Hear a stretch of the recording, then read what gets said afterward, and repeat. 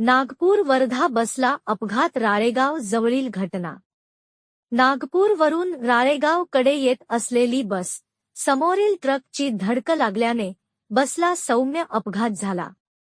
यात 25 प्रवासी किरकोळ जखमी झाले। प्राप्त माहितीनुसार राळेगाव आगाराची बस क्रमांक MH40N8928 नागपूरवरून राळेगावकडे निघाली। राळेगाव येथे पोहोचण्याकरता 2 किलोमीटर अंतरावर कापशी बायपासवर समोर जात असलेल्या ट्रकने अचानक ब्रेक दाबल्यामुळे बसचा चालकाकडील भाग ट्रकला लागला, त्यामुळे बस चालक सदानंद टेकाम यांच्या डोक्याला व हाताला मार लागला। तसेच संगीता शिवरकर, संतोष नान्ने, आनंदा तागडे, अथर्व पालेकर, सुभाष भोंगे आणि कंडक्टर अमित राऊत हे किरकोळ जखमी झाले।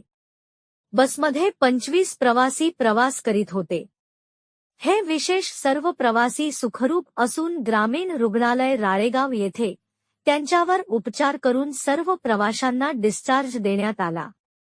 दरम्यान पोलीस उपनिरीक्षक रवी राणे यांनी घटनास्थळी जाऊन सर्व प्रवाशांना ग्रामीण रुग्णालय राळेगाव येथे उपचार करता दाखल केले। आगाराचे व्यवस्थापक बोकडे यांनी पोलीस स्टेशन येथे रिसर्च तक्रार दाखल केली आहे।